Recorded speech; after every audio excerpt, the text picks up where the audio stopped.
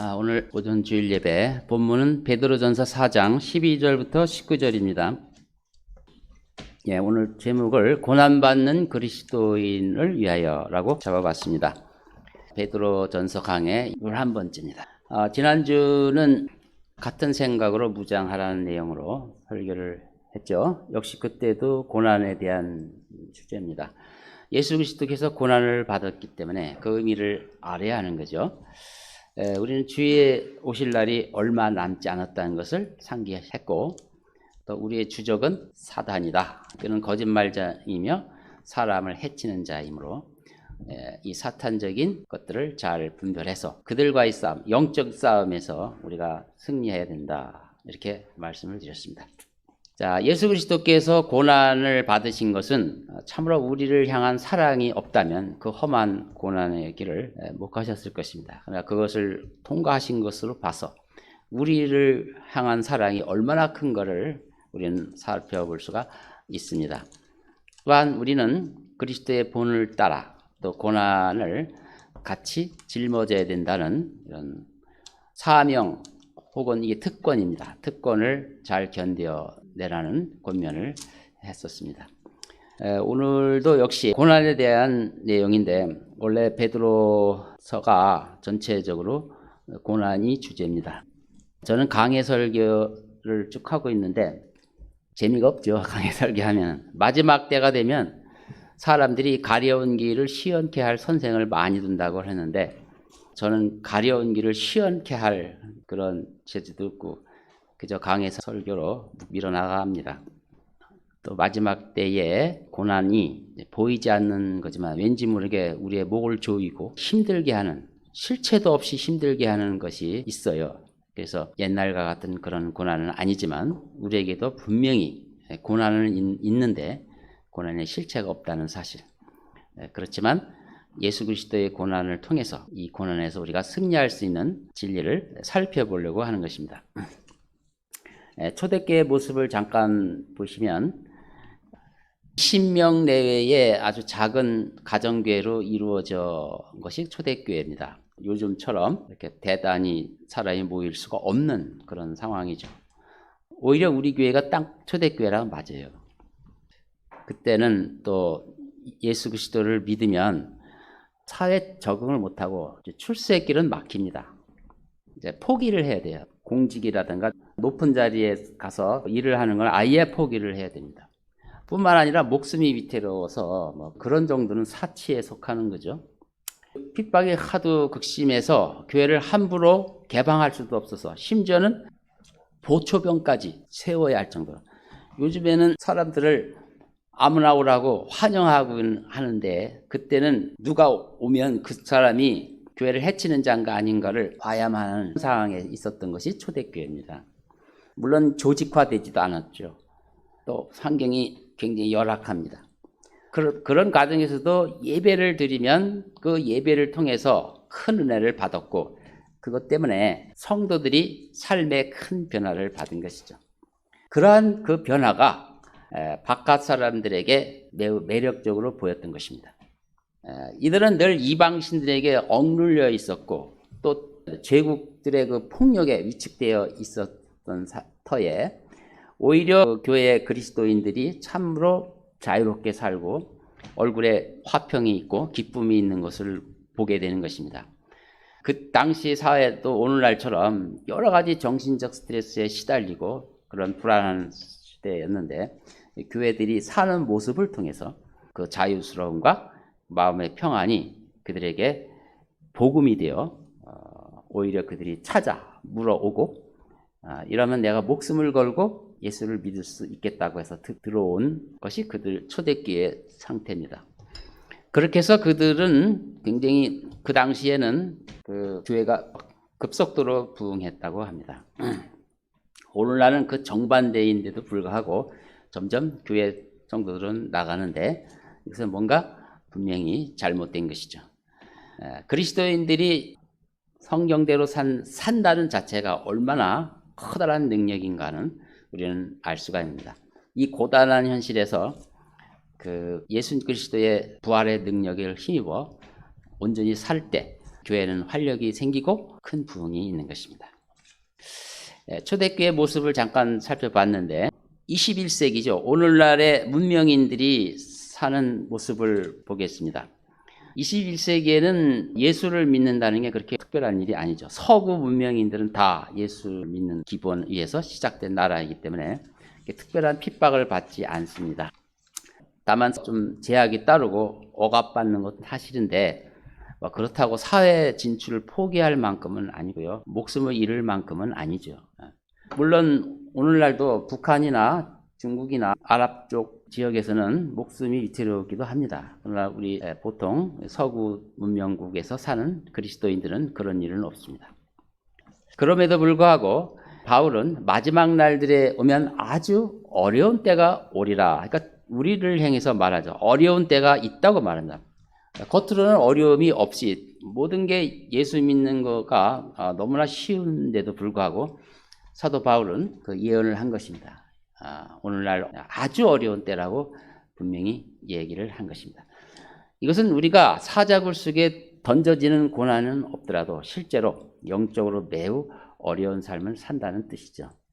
성경은 시대를 초월해서 시대마다 고난이 닥친다고 말씀하고 있어서 이 말씀은 언제나 진리입니다. 오늘날 시대도 여전히 이 말씀이 진리인 것입니다. 그래서 우리가 현대산 인간 사람들의 고난이 무엇인가를 정리해서 파악할 수는 없지만 워낙 다양한 삶 속에서 나름대로 개인적인 삶 속에서 고난을 당하고 사는 겁니다. 여기서 우리는 성경을 통해서 어떻게 위로를 받아야 하겠느냐는 거죠. 그리스도께서 받은 고난 속에 감춰진 복음의 실체를 알므로써 우리는 각자 자기가 당하는 고난을 이겨내야 할 것입니다. 초대교회 그리스도인들은 고난 속에서도 놀랍도록 평온하게 죽음을 맞이했었습니다. 스테파는 돌에 맞아 죽으면서도 얼굴이 천사처럼 변했다고 했죠. 심지어는 무릎을 꿇고 이렇게 기도를 했어요. 주여 이 죄를 그들에게 돌리지 마옵소서. 이렇게 여유 있게 기도한 것입니다. 그리고 죽음을 맞이한 것입니다. 이그나티우스와 폴리캅 초대교회 교부죠. 그의 기록물에 보면 그 당시 그리스도인들이 초연하게 고문과 죽음을 맞이했다고 증언하고 있습니다. 또 많은 역사가들, 비기독교이지만 역사가들조차도 그리스도인들이 다른 이교도들보다 훨씬 고난과 죽음을 더 잘 감당해냈다는 것을 인정하고 있습니다. 왜냐하면 그들은 사자밥이 되면서도 찬송을 불렀으며 화형을 당하면서도 손을 들어 기도했기 때문입니다. 그러나 여러분이 아시다시피 예수님의 죽음은 천사처럼 얼굴이 빛나지도 않았습니다. 담담하게 그 죽음을 받거나 초연하거나 평온하지 않으셨습니다. 그분은 필사적으로 몸부림치는 모습을 보였고 네 복음서에 자세히 기록이 되어 있습니다. 겟세마네 동산에서 땀에 피가 섞여 나올 만큼 고통스러운 고민하는 기도가 있었는데 이 잔을 내게서 옮겨주소서라는 처절한 고백이 터져나왔습니다. 이 표현은 아주 불의한 자, 악행에 대해서 하나님이 엄청난 진노를 쏟을 때 쓰는 표현입니다. 이 잔을 내게서 옮겨주소서 한 것은 예수님이 처음으로 표현한 게 아니고 에스겔서 23장 33절에 하나님께서 이스라엘을 향한 엄청난 진노를 표현하실 때 이렇게 표현했어요. 너는 놀람과 황폐의 잔으로 채워지리라. 놀람과 황폐의 잔, 하나님의 진노를 그런 식으로 표현한 거죠. 이사야서 51장에서는 주의 손에 있는 그의 분노의 잔을 예루살렘이 마실 것이다 라고 예언한 바 있습니다. 바로 그 내용을 예수님이 자신에게 적용해서 표현했던 것입니다. 그러니까 예수님이 받은 그 잔은 순교자들이 받는 그런 잔과는 비교가 될 수가 없는 것입니다. 그래서 우리가 알아야 될 것은 예수님의 고난은 순교자들의 고난과 크게 다르다. 결코 그리스도인 순교자들은 그 누구도 예수님이 마신 그 고난의 진노의 잔을 마시지 않았습니다. 그들은 오히려 평온하게 담담하게 지나갈 수 있었던 것이고 예수님과는 전혀 다른 것입니다. 예수님은 온 인류의 악과 죄에 대한 하나님의 그 진노를 온전히 받으신 것입니다. 그분은 겟세마네 동산에서부터 그 진노를 맛보기 시작해서 고통스러워 하셨습니다.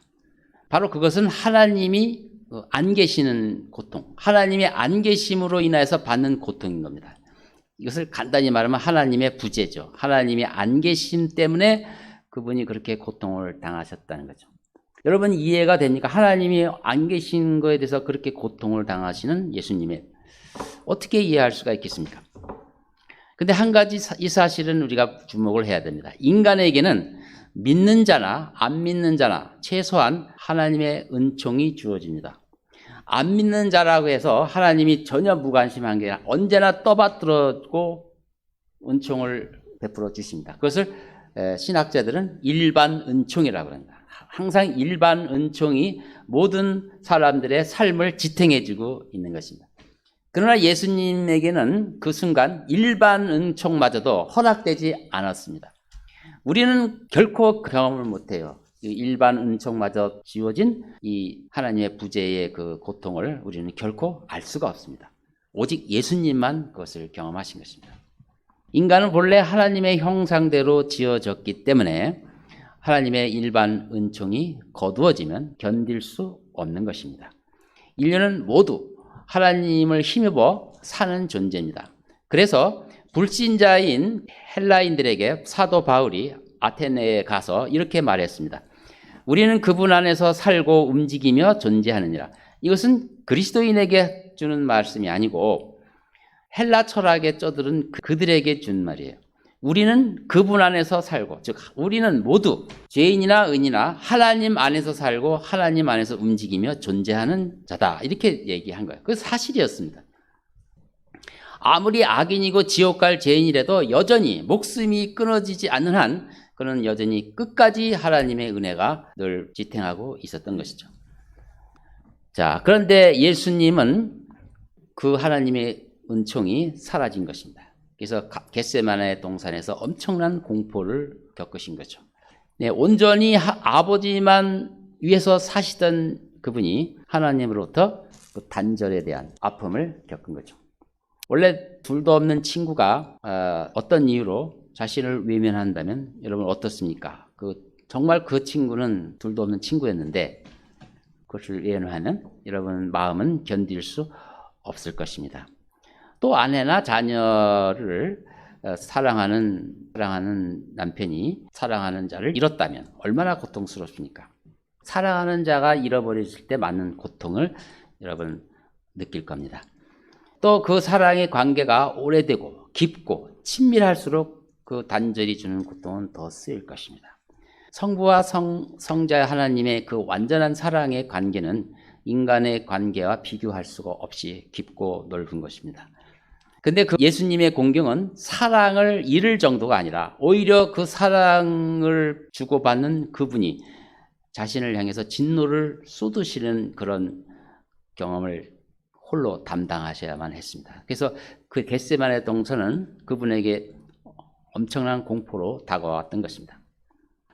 또 하나님의 사랑이 인간 사랑보다 훨씬 무한히 능가하듯이 그분의 진노도 인간의 분노를 능가할 수밖에 없고 그것을 예수님이 인간으로서 혼자 그걸 받으신 것입니다. 왜 그렇게 했습니까? 바로 우리를 대신해서 고난을 받으시기 때문에 그런 것입니다. 예수님은 이러한 엄청난 그 고난을 홀로 담당하셨는데 그 어려움 속에서도 오로지 순종하심으로 그 일을 이루셨습니다. 그러니까 예수님께서 이루신 순종, 고난의 순종의 내용을 딱 두 가지로 요약을 하면 첫째는 우리가 그동안 불순종으로 받아야 할 형벌을 그분이 대신 받은 것입니다. 첫째입니다. 그분이 순종한 것은 바로 불순종의 형벌을 그가 받으신 거죠. 두 번째는 우리가 살아야 할 의로운 삶을 그분 대신 살았습니다. 이게 차이가 있는 것입니다. 우리가 살아야 할 의로운 삶. 율법의 요구를 우리가 만족하면서 살아야 하는데 그렇게 못했죠. 그러나 예수님이 그걸 대신했어요. 대신 사셨어요. 인간으로 오셔서 대신 사셨습니다. 바로 그것을 순종하셨다는 거죠. 첫째는 우리가 받아야 할 벌을 대신 받으셨고 둘째는 우리가 살아야 할 삶을 대신 살았습니다. 이것은 온전히 순종함으로 다 이루신 거예요. 그 결과 우리는 죄인이라는 혐에서 완전히 벗겨지고 또한 우리는 하나님 앞에서 기뻐하는 자로 하나님의 기뻐받은 자녀로 살게 되었던 것입니다. 우리의 공로는 아무것도 없었어요. 근데 우리는 항상 어느 한 가지만 생각하죠. 나머지를 놓치는 경우가 있어요. 이 두 가지 복음을 우리 같이 믿어야 되는데 하나님이 우리의 죄값을 돌리지 않고 용서했단 말입니다. 제사해주고 우리를 용서해 준 것이 얼마나 감사한 겁니까? 자, 그것만 가지고 있으면 다 이루어지지 않는 거예요. 하나님께서 나를 용서해 주셨다. 그래서 나는 하나님으로부터 이제 진노를 받지 않는다. 이걸로 끝나면 하나님이 나를 사랑하시고 기뻐하신다는 뜻은 모호해지는 것입니다. 얼마든지 그럴 수가 있어요. 자식을 용서하지는데 난 너를 사랑하지는 않아. 용서는 해줄게. 이런 게 얼마든지 있을 수 있습니다. 그러나 예수님은 한쪽만 이루신 게 아니고 바로 우리가 사랑받기에 충분한 그런 것도 그분이 대신해 주셨다는 거죠. 그게 뭐냐면 그분이 율법을 대신 온전히 이루셔서 하나님께서 너는 내 사랑하는 자요, 내 기뻐하는 자다 하고 받아들이는 근거를 마련해 주셨다고. 그것을 우리에게 주신 것입니다. 그래서 이것이 예수님이 이루신 하나님의 의가 되는 것입니다. 하나님의 의가 우리에게 값없이 들어온 거죠. 만약에 우리가 지옥으로부터 구원받는 것을 감사하는 것으로만 산다면 어떻게 될까요? 앞으로 바르지 못하게 삶으로 인해서 엄청난 압박감의 두려움을 갖는 거예요. 구원의 확신에서 자꾸 물어보고 정화할 필요가 없어요. 우리는 하나님 앞에 언제나 부족하고 기뻐하는 삶을 살지 못하지만 예수 그리스도가 그 삶을 대신 살았고 그 의를 우리에게 주셨거든요. 복음을 믿는 동시에 그것이 다 우리에게 들어왔어요. 그분이 원래 대신 대속의 원리로 그렇게 고난을 당하셨습니다. 순교자들이 당하는 고난과 다른 고난을 당하신 것은 바로 우리가 당해야 할, 우리가 살아야 할 그걸 대신 살아서 우리에게 선물로 주려고 그 고난을 받으신 것입니다. 그 십자가를 믿는 사람은 이 두 가지가 다 들어온 거예요. 그래서 우리는 하나님 앞에 담대히 나갈 수가 있습니다. 하나님은 나를 사랑한다는 것을 충분히 그것으로 믿을 수가 있는 것입니다. 그러므로 주님의 대속의 삶으로 인하여 우리가 거듭났다면 우리는 하나님 앞에 늘 기뻐받는 사랑하는 자녀로서 나올 수가 있는 것입니다. 예수 그리스도가 하나님의 의로서 우리가 대신 살아야 할 그 삶을 사셨고 우리에게 선물로 주셨기 때문에 그렇습니다. 그러므로 그리스도인에게는 영원한 실패가 없으며 영원한 포기라는 단어가 성립이 안 됩니다. 우리는 늘 실패하고 늘 포기하고 싶고 이렇지만 예수님도 포기하고 싶은 그 고난을 포기하지 않고 끝까지 이루셨고 그것을 우리에게 선물로 주셨기 때문에 우리는 포기라는 단어가 성립이 안 되는 것입니다. 하나님이 먼저 우리를 포기하지 않는다는 뜻입니다. 이건 달리 말해서 내가 포기하지 않았는데 하나님이 우리를 포기하지 않는 것입니다. 이 사실을 믿는다면 여러분이 이 고난 속에서 어떤 고난이든지 포기하고 싶은 때가 있을 때도 예수님을 바라봐야 되는 것입니다. 난 너를 아직도 포기하지 않고 있다라고 말씀하시는 것은 바로 예수님이 이루셨기 때문에 이미 이루셨기 때문에 그런 것입니다. 현대 문명인의 고난을 살펴보면 특별히 사자굴에 던져지는 이런 건 아닙니다. 현대인들은 언제나 상대적인 괴리, 소외 이런 거로부터 큰 고통을 겪게 됩니다. 이때 소외당했을 때, 내 권리가 이루어지지 않았을 때 제일 먼저 뭐가 일어납니까? 분노가 솟아오릅니다. 성경에는 분노에 대해서 두 가지로 말하는데 선한 분노와 악한 분노가 있다고 말씀하고 있습니다. 골로새서 3장 8절에 이제는 너희가 이 모든 것, 즉 분노와 성냄과 악의와 하나님을 모독하는 것과 너희 입에서 나오는 추잡한 말을 벗어버리라. 이렇게 말씀하셨는데 이것은 악한 분노에 속하는 것입니다. 이러한 분노는 빨리 버리라고 말하는 것입니다. 성경은 여러 곳에서도 이 이 악한 분노를 이야기 형식으로 증거하고 있는데, 창세기 4장에서 카인은 그 아벨 때문에 분노를 했습니다. 그래서 하나님은 그에게 분노를 다스리라고 권면하고 있습니다. 사울도 분노해서 창을 들어서 다윗에게 치려고 했습니다. 신약 시대에도 헤로디아라는 여인은 그가 그 침례 요한에 대하여 분노했습니다. 그래서 침례 요한의 목을 요구했던 것입니다. 뭔가 모르게 사람들은 그렇게 분노에 차여 있습니다. 유대교 지도자들조차도 분노해서 예수님을 십자가에 못 박았습니다. 그리고 또 사도행전에 보면 스데반을 돌로 쳐 죽였습니다. 이러한 분노의 배경을 가만히 살펴보면 전부 개인적인 이기심이 그 중심에 있다는 사실입니다. 바로 이런 내 개인적인 이기심에 의한 분노는 전부 악한 것이라고 성경은 말하고 있습니다. 반면에 하나님의 뜻이 이루어지지 않고 무시되거나 짓밟힐 때 선한 분노가 일어납니다. 주로 하나님이 분노하시는데 그것은 그분의 뜻이 인간들에 의해서 짓밟힐 때입니다. 시편 7편 11절에 하나님께서는 의로운 자를 심판하시고 하나님께서는 악인에게 매일 분노하시는도다. 매일매일 하나님의 자신의 뜻이 이 악인들에 의해서 짓밟히고 있는 것입니다. 예수님도 종종 분노를 하셨습니다. 성전에서 장사치들이 돈을 버는 모습을 보고 채찍을 들고 분노를 하셨습니다. 또 사도 바울도 마찬가지로 우상으로 가득 찬 도시를 바라봤을 때 그런 분노했습니다. 이 우상으로 가득한 이 도시의 이 타락상을 분하게 생각했습니다. 인류의 애로 분노를 한 것입니다. 일반적으로 그리스도인은 생활 속에서도 선한 분노를 일으키는데 에베소서 4장 26절에 보시면 화를 내어도 죄를 짓는 데까지 이르지 않도록 하라 이렇게 말씀하십니다. 화를 내어도 죄를 짓는 데까지 이르지 마라. 그러니까 죄 짓지 않는 화가 있는 거죠. 죄를 짓지 않는 화가 있는데 죄를 짓는 데까지 이르지 않도록 하라고 했습니다. 그러니까 그리스도인도 생활 속에서 선한 분노가 있어요. 그렇지만 그것을 적절히 절제하고 제어하라는 거죠.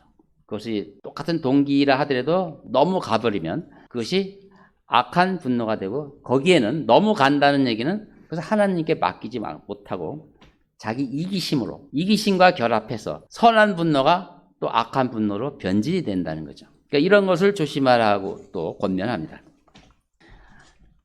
우리는 자기 자신의 권리를 찾으려고 애를 씁니다. 특히 현대인들은 더 그렇습니다.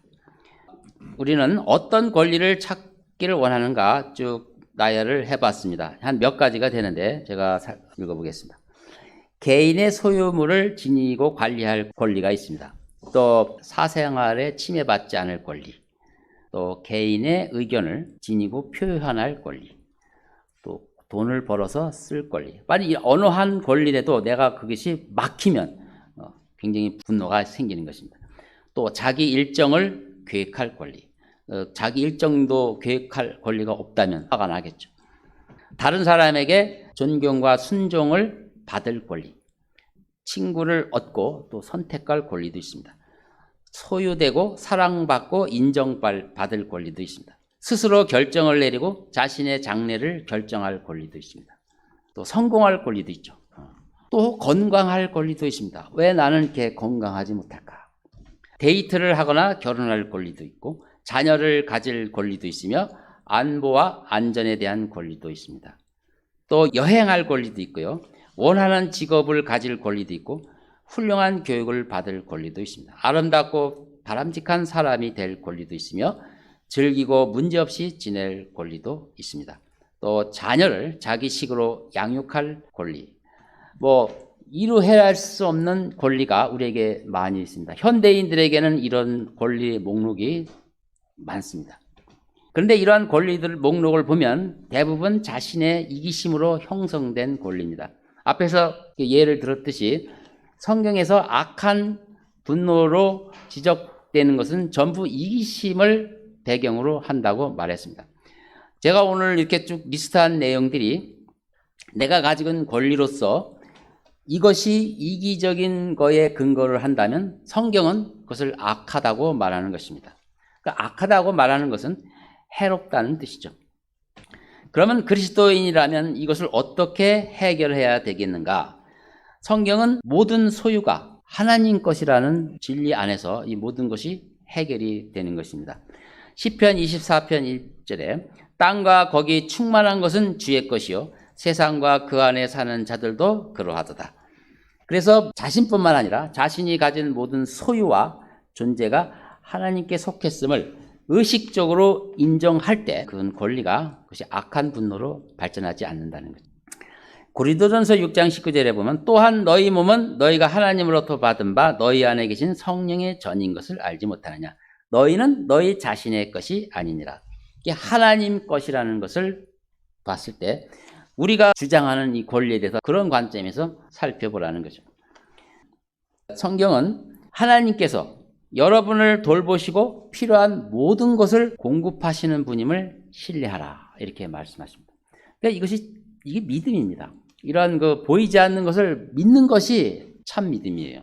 이런 믿음을 가지고 극복을 해야만 현대인들은 고난 속에서 고난을 이길 수가 있는 거죠. 이것을 해결하지 못하면 현대인들의 받는 고난도 만만치 않은 것입니다. 전부 자기 문제로 고난을 받는 것입니다. 옛날에는 외적으로 고난을 받으면 그런 내적인 문제들은 없어져요. 그러나 현대인들은 외적인 고난을 없애는 대신에 자기 이기심을 부추김으로써 사탄은 우리를 어렵게 만드는 거죠. 이 권리를 결국 하나님께 넘겨드린다는 말인데 이것은 여러분이 바보가 되어야 된다는 뜻이 아닙니다. 자신의 욕구를 절대 알리지 말아야 한다는 뜻도 아니며 반대하거나 꾸짖거나 주장하거나 재촉하거나 누군가를 바로잡는 것을 절대로 하지 말라는 뜻도 아닙니다. 그 일을 하나님을 높이려는 동기에서 성경적으로 시작하고 이타적인 이유로 하면 된다는 거죠. 그러나 조심하라는 거죠. 언제나 이기적인 것이 끼어들어서 선한 분노를 부패시키고 결국 악한 분노로 만든다는 거죠. 저는 설교를 3년 준비했는데요. 자꾸 설교를 쉽게 하라고 주위 사람들이 얘기하는데 도저히 쉽게 할 수가 없어요. 왜냐하면 인생의 사리를 단순화해가지고는 성경에서 얘기하는 메시지가 하나도 안 전달이 돼요. 특히 강해 설교를 하게 되면 피할 수가 없는데 어디를 봐도 이렇게 단순하게 돼가지고는 그 성경에서 기록한 그 내용이 전달될 수가 없어요. 사람들은 손쉽게 단순화했으면 좋겠다는 거죠. 근데 성경은 그게 아니더라고요. 단순하게 할 수가 없어요. 율법을 지키라는 거야, 말하는 거야, 뭐 이렇게 단답식으로 얘기하면 성경이 말하고자 하는 진리가 이게 전달이 안 돼요. 그래서 드리는 말씀이고, 권리를 포기하라. 그러면 뭐 바보가 되려느냐? 또 그것도 안 해요. 그런 겁니다. 권리를 포기하라고 분명히 얘기했죠. 이건 너의 삶은 너의 것이 아니고 하나님 것이니까 네 이기적인 마음으로 권리를 주장하다가 악한 분노로 가게 된다. 어떻게 하라는 것입니까? 주장할 때는 하고 권리를 요구할 때는 하되 그것이 하나님을 높이려는 동기에서 하는 것인지 성경적인 이타적인 마음, 내 이기적인 거 아니고 이타적인 마음에서 하는 것인지 검토하라 이런 것입니다. 어렵지 않습니까? 그렇죠? 어려워요. 이건 놓치기 쉽고 실수하기가 쉬운 것인데 적어도 현대인 그리스도인은 사자굴에 던져지지는 않지만 이런 정도는 힘써야 되겠어요. 그렇지 않습니까? 이것이 21세기 그리스도인에게 닥치는 고난의 실체입니다. 결론을 말씀드립니다. 예수님께서 그토록 고통스러운 십자가를 지신 이유는 대속적인 삶을 통해서 우리를 해방시키려고 하신 것입니다. 죄사함으로부터 해방시켰고 우리가 온전히 살지 못하지만 그분이 율법을 완성하심으로써 우리는 언제나 하나님 앞에 나가기만 하면 포기하지 않고 나가기만 하면 하나님이 다 기뻐 받으시는 존재가 되게 하시려고 그런 고난을 받으신 것입니다. 우리는 이러한 삶을 그리스도의 장성한 분량이 이르기까지 싸워야 합니다. 이 고난을 극복해서 이겨야 합니다. 그럴 때마다 포기하고 싶은 마음이 있더라도 포기해서는 안 됩니다. 예수님은 포기하지 않으셨으니 이 목표를 향해서 이 부활의 표대를 향해서 나가는 자는 끝까지 나가셔야 합니다. 그렇게 되면 여러분은 하나님의 영광을 마지막에 체험하게 될 것입니다. 자, 말씀을 마치겠습니다.